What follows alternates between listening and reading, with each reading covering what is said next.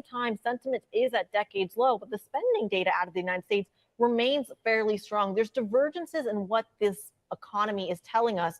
So let's start there. What recession? So I'm totally with you. There's no sign of impending recession. I think what's going to be needed for a recession and what's coming is a much higher Fed funds, a much tougher Fed than we currently have. So on current trends, totally with you, no sign of recession. You, last time I spoke to you, suggested that the Fed is going to have to go as high as 8%. Are you still of that view? Definitely, especially with the data we got today. Basically, what we are seeing is a development of a wage price spiral, which is not surprising because, when inflation is, depending on how you measure it, between 6 to 9%, behaviors change.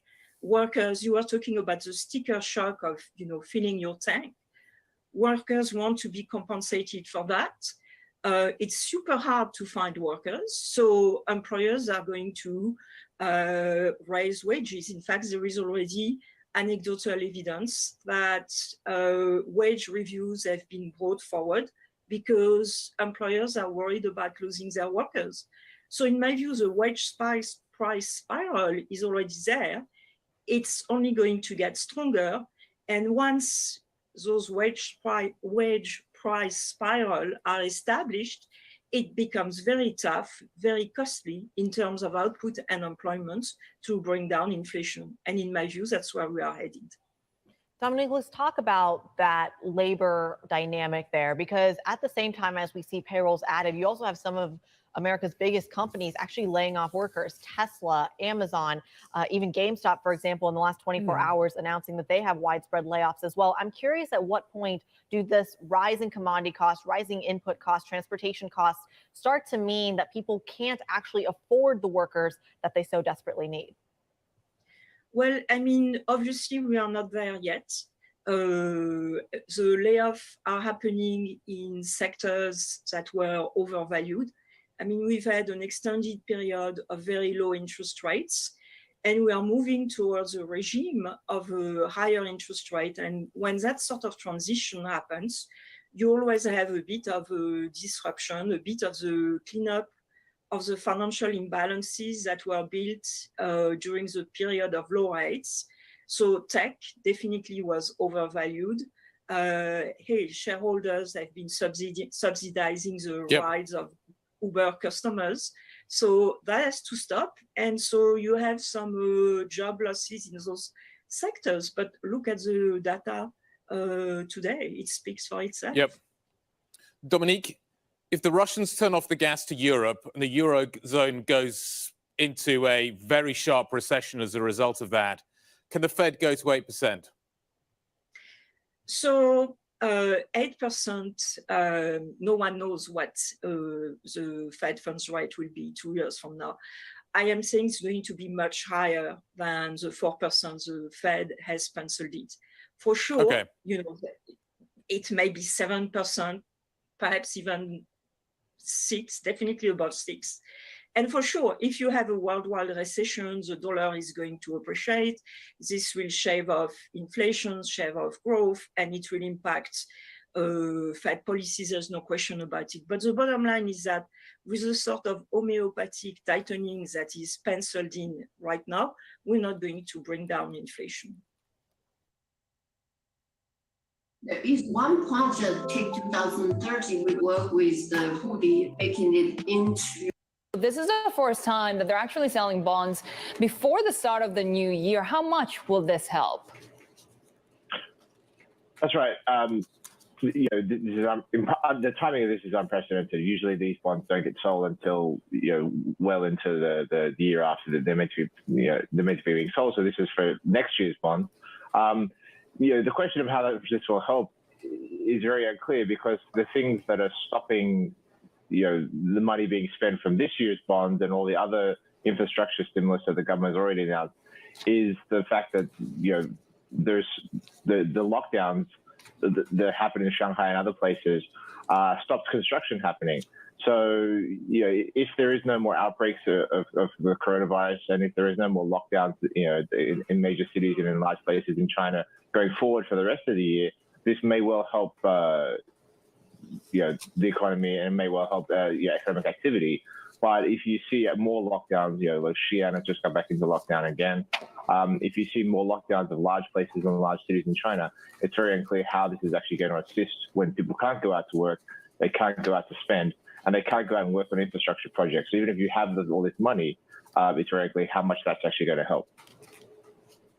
James, as you would know, this is the old playbook, right? This is kind of what got us into trouble when it comes to over leverage in the first place. We know that local government debt doesn't tend to work out very well. Is there that concern?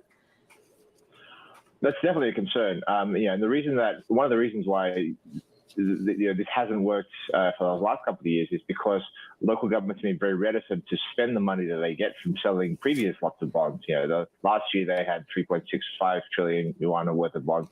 This year they've already sold 3.65 trillion worth of bonds. And the reason that hasn't spurred one of the reasons why that hasn't spurred a big boom in infrastructure investment is because they're very cautious about what they spend it on, because they've had so many bad projects in the past. And the central government's been telling them to not waste the money. So on the one hand, they've been told to spend as quickly as possible. On the other hand, they're being told, don't waste this money, don't spend it on bad projects that won't generate returns. So unless there's a change in the lending, criteria or on the things they can do with this money, it could either lead to bad debt or it could just pile up in bank accounts and not actually be used for effective stimulus.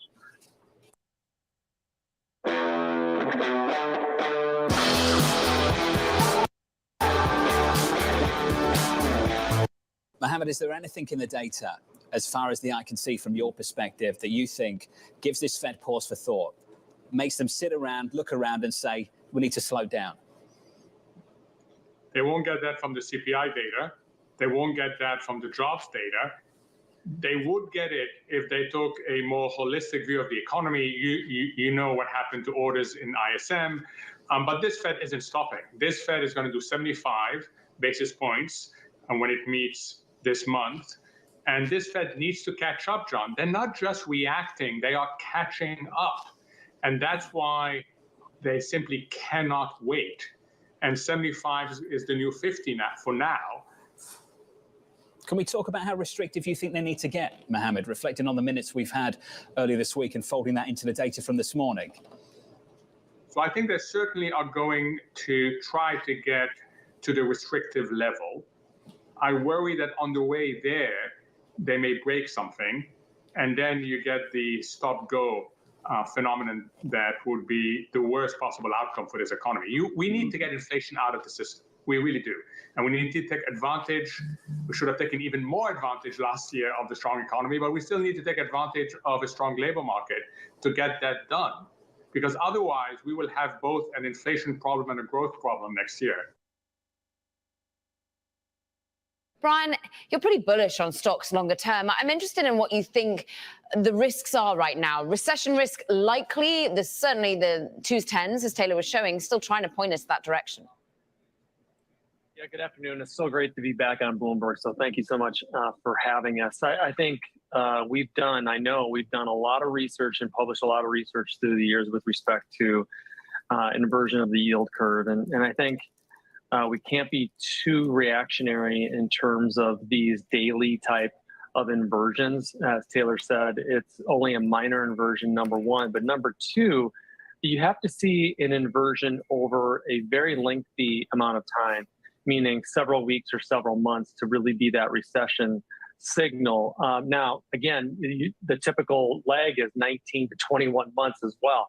So yeah. I'm calling this period right now a recession obsession. There was this great song in the 80s. I'm probably dating myself. You are an obsession. Yeah. And it is by far the number one thing people want to talk about. Yeah. I believe that institutional investors are not positioned for any kind of upside move. That's why you're seeing these sharp moves like a day like today.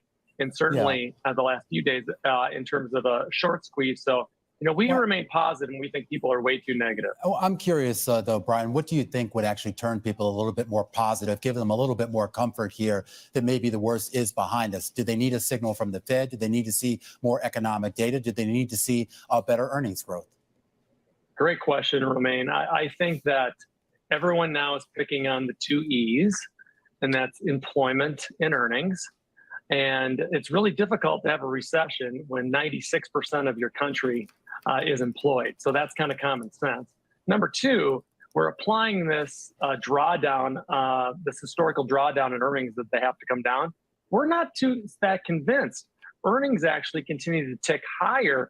And remember, for the last 12 to 15 years now, it's been a secular trend that companies underpromise and overdeliver. So I think earnings are actually going to surprise people to the upside. Be that as it may, everybody and their mother, brother, sister, cousin, uncle knows that if we get some sort of a surprise print on CPI, PPI that is below consensus, this market's going to rocket up 3 to 5% on that day. And then if we get some sort of a positive resolution to the atrocities that are happening in Europe with respect to Russia and Ukraine, I think the market's up another 5 to 8% almost immediately. Brian, I'm curious then how you balance the fundamentals that you just described with the earnings picture, the employment picture, with just the sentiment of us maybe trying to talk ourselves into recession. How then, as a strategist, do you think about the market balancing sentiment with fundamentals? So great to see you, Taylor. It's a wonderful question because we've already talked ourselves into a recession. It's become a self-fulfilling prophecy. The stock market has endured a cyclical bear market within a big, giant secular bull. From a fundamental perspective, you have to kind of, again, take 2 steps back and say the market was very discriminating in, like to say, took out the 4 horsemen. The 4 horsemen of the apocalypse were the high multiple tech stocks, crypto, the meme stocks, and SPACs. And so the market did a good job with respect to that, Taylor. But going forward in terms of fundamentals, again, we've had almost 0% money for a long time. And the average 10-year treasury the last 10 years is 3%. So if you go back, if you're a company and you're out taking out loans for 3% or less and rebuilding your balance sheet, companies in America have fantastic balance sheets. Debt to equity is down dramatically. Cash flow continues to increase. In earnings, overall corporate earnings are the most stable they've been in a generation. And so, again, I think we're going back and we're going, it's a recession, so we got to apply the same type of academics that we have in the past. This is no ordinary recession. Remember, we're coming out of an exogenous black swan event called COVID, and we need to cut ourselves some slack. And cut ourselves some slack and try also understand where to put money to work, therefore, Brian. When you've got a client calling up saying, actually, okay, I'm sick of this dry powder, I want to get back in the market, where? Another wonderful question. I think we're at the intersection of growth and value. Value has massively outperformed growth this year, maybe a little bit too much. I think if you're looking for opportunistic growth in value stocks and opportunistic valuations in growth stock, it's a perfect growth at a reasonable price type market developing. I think there's several value opportunities and there's several consistent growth and stable growth opportunities in the United States. Our 3 favorite sectors are communication services, number 1, because it's a quintessential GARP sector, and then financials, and then lastly, healthcare, not only because of valuations, but because earnings growth and dividend growth remains very strong. And I think we're entering into a multi-year period where equity income growth is going to be very, very important as we begin to normalize with respect to performance, earnings, valuation. It's a process, and through that, fundamentals are going to be even more important. In my new film, I'm creating a lot of transmutants, but I think this is the era coming in. We are mutating ourselves. It could be so amazing if we were to biohack with care. Because of the biotechnology has advanced to this state, the big thing is actually changing your whole body construct. Hyundai Motor, connecting art and technology. We've had 3 days of gains. We've got another morning potentially of the S&P 500 claiming. Can you help me understand whether this is a bounce that you want to get behind? Yeah, we wouldn't overplay it, John. We're seeing a bit of a relief here on the inflation front. Clearly, oil prices coming down are a really big deal. The economic data is pretty decent here, but we've got a lot coming up. Mike McKee mentioned CPI. We've got earnings season starting next week. We think there's going to be a big challenge here to profit margins as we move through. It's going to be really challenging given higher input costs, higher interest costs, higher labor costs. So a lot of big catalysts in the market coming up over the next couple of weeks. We wouldn't get too comfortable. There's been a lot of people that seem to be kind of not paying a lot of attention to the inverted yield curve, which re-inverted over the last couple of days. We know that typically precedes a recession, so don't get too comfortable here. Chris, what are the nuances of the last number of days up we've seen? Which sectors are leading the way? Is there a distinction you can make there? Tom, one thing I would say over the last couple of days is the equity market is more of a growth market. And what we've seen is we've seen rates come down. And as rates come down, growth is doing better.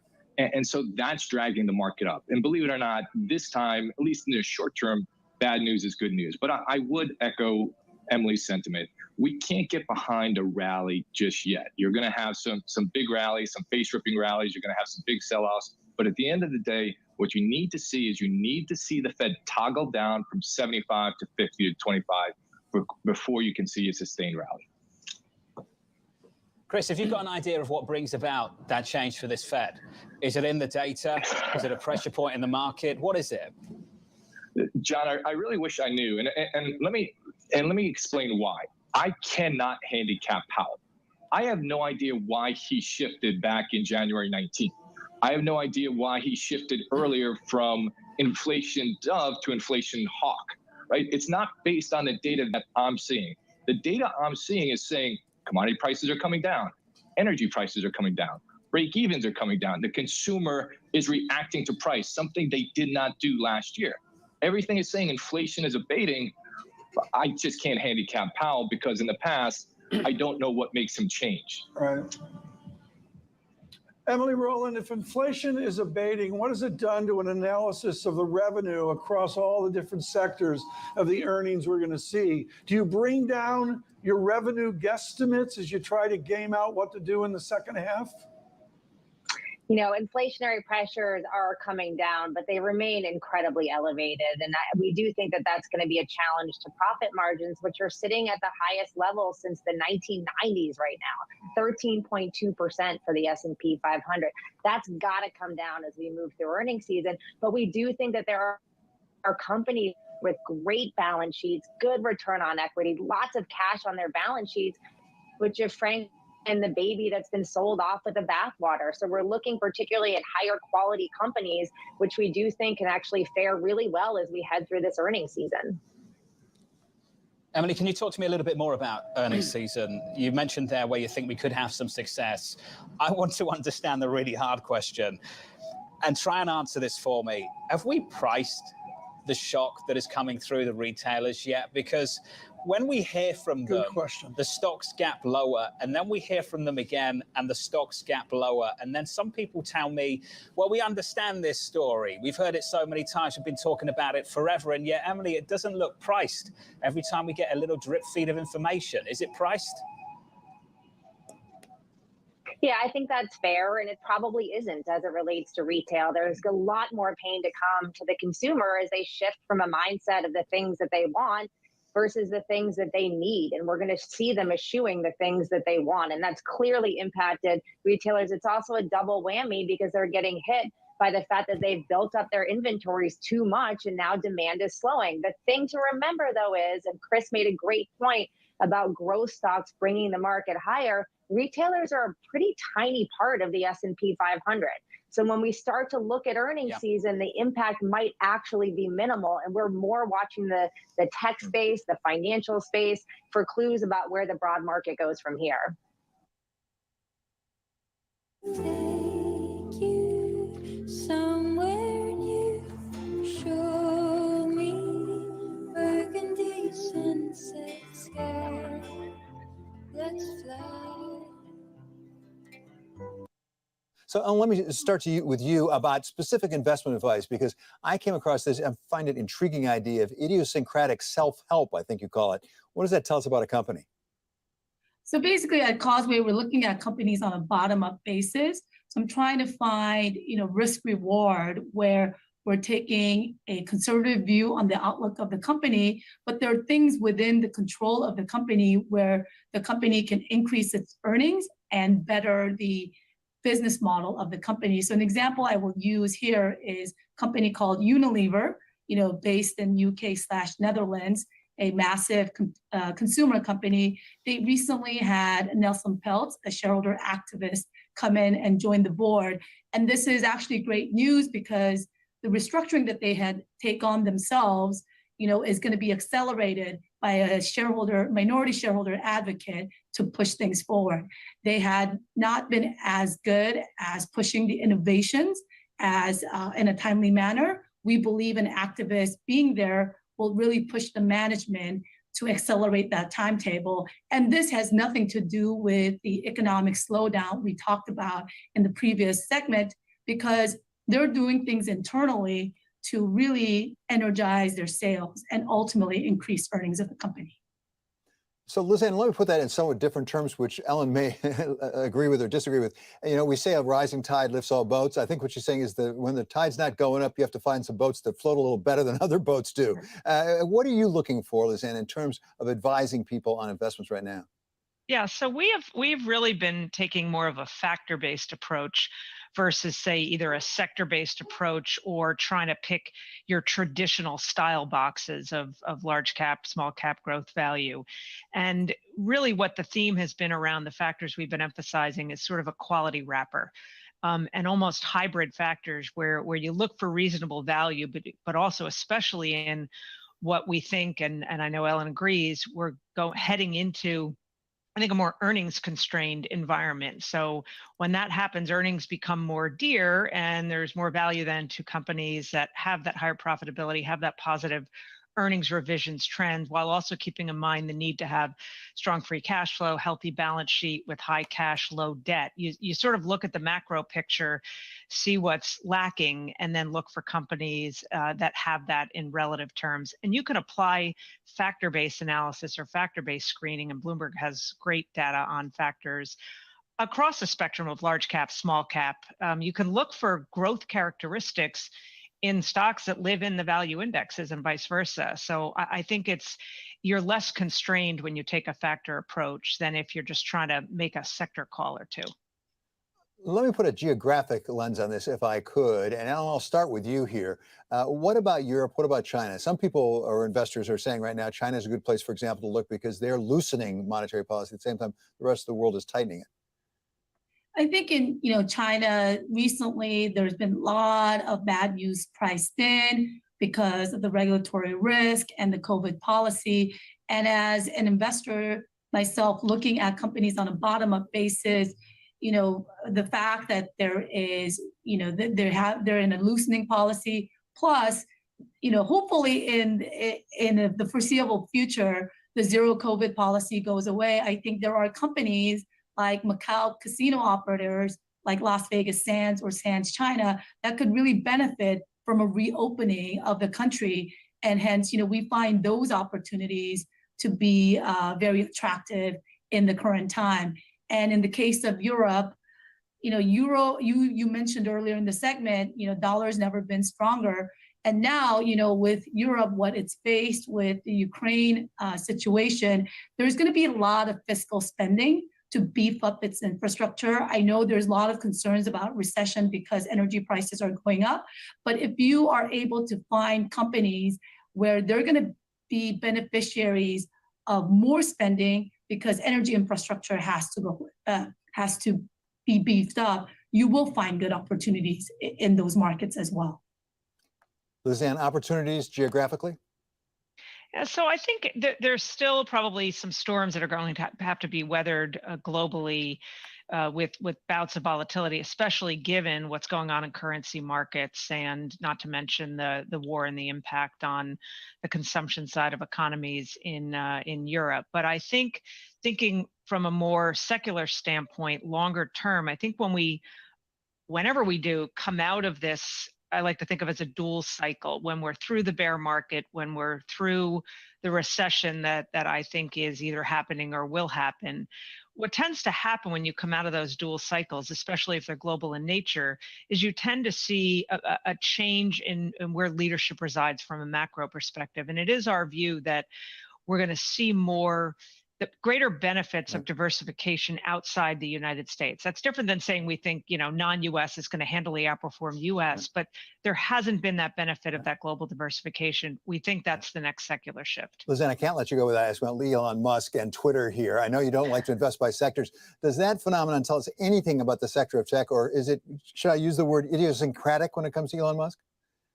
I don't think it's a news flash that he's a bit of a quirky guy. So I think making a broader inference about the industry, at least at this point, I think is a stretch. I think it is more idiosyncratic. That's the popular word of our segments here today. Does that sound right to you, Ellen? Totally agree. Okay, that's nice to end on a note of agreement here. The latest out of Japan, we're hearing from reports from Kyoto as well about that attack on Prime Minister Shinzo Abe. He is unconscious. He's been taken to hospital. The latest, Rish. Yeah, absolutely. We are looking at the moment at the ex-prime minister here, who is 67 years of age. He is apparently unresponsive, according to the Kyoto news agency, in cardiac arrest, according to the same agency as well.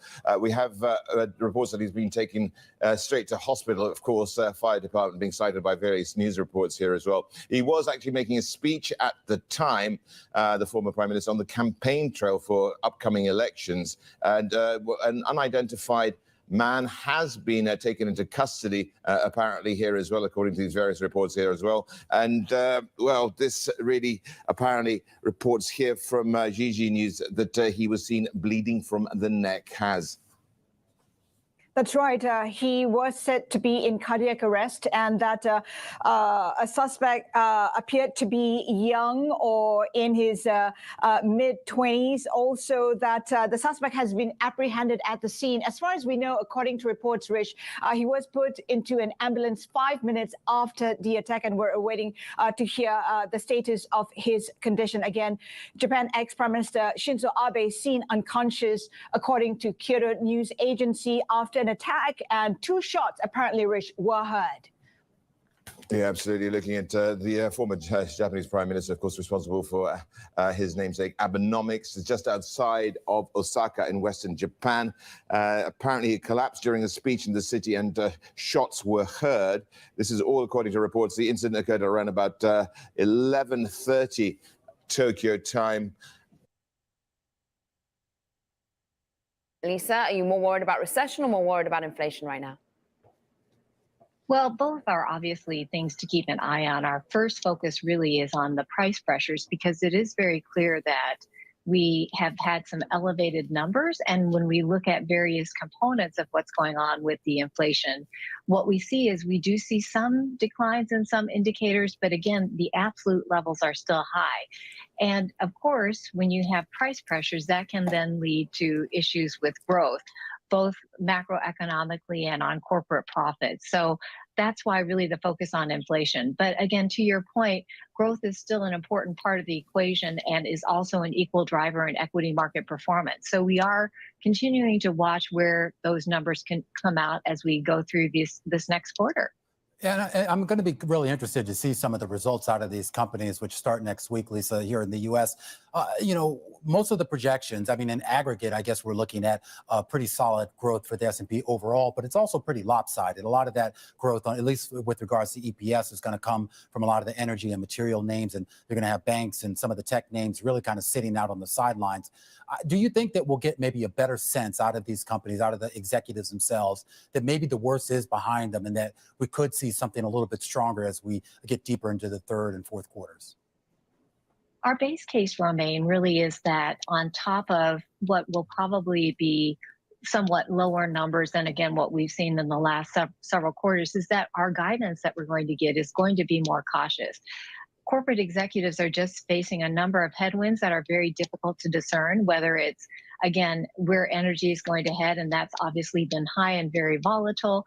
along with, again, conflicting macroeconomic indicators on, again, how fast growth may be decelerating. And so really what makes sense in that kind of situation is to be a little bit more cautious with guidance. So we are expecting to see, again, more sense of, what might be the impacts on margins and risks that they're looking for as they move into the second half of the year. How do you think then about equity allocation as we are in the second half of this year? We are overall more cautious on the U.S. equity market, and it really is on the back of a number of factors coming together to really provide a more of a headwind for the overall market. If you just start first and foremost and look at policy, that really is key on markets' minds, again, because simply to combat the price pressures that we were talking about earlier, the Fed is very resolute in continuing to normalize and even potentially move to a restrictive place interest rate policy. So that in and of itself is just a very difficult environment for equities. But then again, as we've looked at where inflation is coming out and where growth is headed, we're seeing inflation be relatively persistent, and we are seeing growth numbers inch down over time. So this is really leading to our more overall cautious outlook on stocks. Therefore, what needs to be said during earnings to either ramify home some of the issues about recession and inflation, or indeed perhaps alleviate some of your fears, Lisa?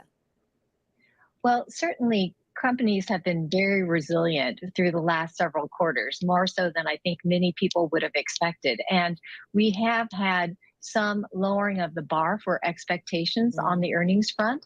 And so I think if you get companies being somewhat more optimistic in terms of their ability to navigate many of these headwinds, maybe by somehow managing some of the cost pressures underway, maybe being able to show better signs of demand, I think those could be lifts to the market. Do you anticipate at all that there could be some sort of form of monetary policy support or fiscal support, or should we head towards a much more significant downturn than what's priced in already? Well, certainly the Fed, in all of its recent conversations and documentation, really has been very strong in saying they're staying on this path.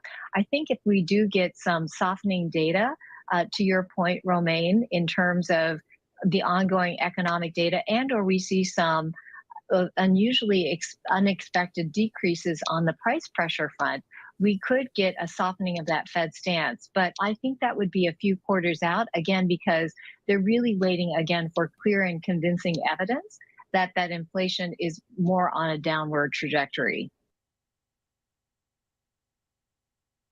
There is one project, Take 2030, we work with the Hoodie, making it into the network garment that you can use to communicate. The latest work was looking at Li-Fi, light-producing internet. I do like the idea of putting on a superhero hoodie and being the coolest person in the room with its Li-Fi technology. Hyundai Motor, connecting art and technology. It's always great to have you with us, particularly on a Friday. You need to rev up some of the energy that is lacking in terms of volumes and tell us what you're seeing in terms of market sentiment. Well, I have to say that the whole idea that I'm here on a day where the main word is unch is very exciting to me, since that has been the antithesis of the whole year. We're seeing a pretty big swing for clients into bonds. An enormous amount of money actually moving into fixed income, because while we may or not be at peak rates now, it seems pretty clear to our clients that, number one, holding cash is not very advantageous, and number two, the idea that bonds can actually give diversification given their terrible performance for the first 6 months of the year, and also let people protect their cash from inflation. So I think that has really been the theme, certainly in our business, for the last 6 to 8 weeks. Are you seeing them take on, I guess, longer duration in that space or shorter? That's exactly right. Romaine, we're seeing a much longer duration, where people are taking intermediary to long duration in their portfolios. And what's interesting is we added a 2% position in our discretionary book to long duration treasuries, the first time that we did that, probably in the last 7 years.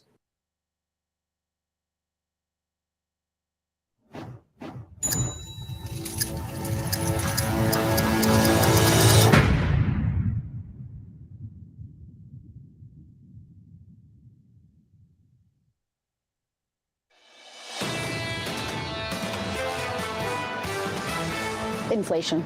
I think it's been clear by the Fed that that is their target. I think they've already likely gone too far. If the Fed feels they can't slow down from that 75 per meeting pace, that's really going to clobber the economy. My view is that the Fed blinks. The U.S. might not be in a recession and maybe on the cusp of a recession. We're not looking at, the Volcker recession of the early 1980s. This is Bloomberg Surveillance with Tom Keene, Jonathan Ferro, and Lisa Abramowitz. Live from New York City for our audience worldwide. Good morning, good morning. This is Bloomberg Surveillance on TV and radio. Alongside Tom Keene, I'm Jonathan Ferro, together this morning with Katie Lyons. Bramo back in the seat next week. Futures down by about 1/3% on the S&P. TK, we have to begin with heartbreaking news out of Japan. Crushing. I can see the Prime Minister, as we speak, absolutely shattered off on one of my feeds here. John will go to end a current here in a moment. I'm hoping to speak with Robert Feldman of Morgan Stanley. We'll see on that. John, this is a tragic loss for the domestic people of Japan. My first message this morning, John, is this is not about that acclaimed phrase, Abenomics. This is about a family that spans Japan from the recovery out of World War II. Tom, getting reaction from around the world. Japan's Prime Minister saying this a little bit earlier. It is a barbaric act that took place during the election, which is the base of democracy. It is absolutely unforgivable. When you look at what he accomplished, it goes very much, John, to domestic politics. His grandfather was a Class A war criminal of the United States of America, became Prime Minister of Japan in the 50s, and the grandson followed on to amend and soften the harsh militaristic rhetoric of the ultra-right of Japan. He paid that price this morning. Kelly, you caught up with Joachim Fowles of PIMCO a little bit earlier this morning. And in his words, and I wrote them down, his legacy is very much alive.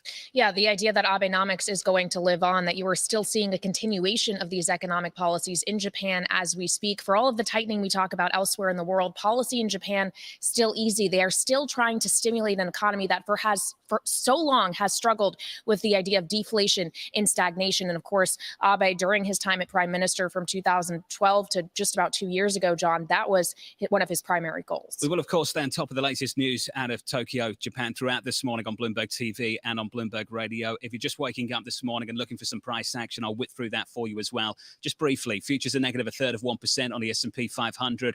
On the NASDAQ 100, we're down about 0.4%. That's not the story of the week. The story of the week so far is 4 days of gains. On the S&P 500, we had a fourth yesterday, the longest winning streak going back to March. Yields in by a couple of basis points to 297.24, call it 297.50. Katie, all of that going into payrolls a few hours away. A few hours away, but before we can even get there, John, we also are going to hear from another central banker in Europe. Christine Lagarde will be speaking at the Aix-en-Provence conference, the French Davos, later on at 7:55 a.m. Eastern time. Yes, I'm interested in what she has to say about the July meeting. Is 25 basis points still the case she wants to make? What about that anti-fragmentation tool? But maybe more interestingly today, what does she have to say about a euro at its weakest level since 2002? Once again, we find ourselves on parity watch with euro dollar trading at 101.24 this morning. As for that payrolls report you mentioned, John, 268,000 non-farm payrolls added in the month of June is what we're expecting to see, along with an unemployment rate of 3.6% and wage growth of about 5% year on year. But John, the question really is going to be, is there anything in these numbers that alters the case for the Fed? Because we continually hear the focus is on inflation, less so on this labor market. Is that the message we will hear post-jobs at 11 a.m. Eastern time from New York Fed President John Williams, who of course will be speaking after we heard from Waller and Bullard yesterday, both making the case for another 75 basis point move, playing down the risk of recession. Is that a similar message that we'll get later this morning? And Bullard talking up the potential for a soft landing as well. Kelly, thank you. Great to have you with us through this morning. Tom, just looking ahead to this payrolls print, Citi and Andrew Hollenhorst have really led the way when it comes to expecting a hawkish Fed. This is what they have to say going into the payrolls print. A solid 290K jobs number with upside risk to wage growth could be the next catalyst to price out the near-term recession narrative and price back in a confident pace of Fed hikes into 2023. This is the heart of the matter. It's been voiced, say, by Jan Hatzius, I think, very cogently at Goldman Sachs as well, but many, many others, John. Do we have a strong economy, as Chairman Powell talks about? And at 8:30, you know, my phrase is you go beneath the headline data. Well, okay, maybe so, but maybe this is the jobs report where the headline data really matters. So I'm starting to see some pockets of weakness, not in the headline data in the labor market, But elsewhere, perhaps, we had that weak ISM last week, just looking at the orders component of it. Looking at the employment component of this week's ISM, Mike McKee very keen to point out that within that data point, they talked about the supply side story, not so much about the demand, Tom. Are we still in a supply-constrained economy? And most economists, Tom, would tell you we are. Well, that's going to be the debate. I think there's going to be a lot of activity over the weekend, John. I know you're already sliding into the weekend already after returning from Washington, but many others aren't. They're going to work through the weekend to recalibrate off of this jobs report, and it is a recalibration off the supply shock guess and, frankly, the demand mystery that's out there. TK, what do you make of the bond market move, just briefly? We've creeped higher this week by 9 basis points, 297, just south of 3% again. Bit of curve inversion still out there. I'm going to steal a phrase from Peter Bernstein and maybe Douglas North at Washington University, St. Louis. The ambiguity is knee deep, John. I mean, the ambiguity right now on the Bloomberg screen is extraordinary. I would point out dollar strength as being a resilient feature this week. That's the main event for the market that will take place at 8:30 Eastern time. Looking forward to that job sprint. We begin, of course, this morning with a top story out of Tokyo, Japan, and we can catch up with someone very special to us. It's Enda Curran, our Chief Asia Economics Correspondent. Enda, let's just begin with the sad news out of Japan, the death of the former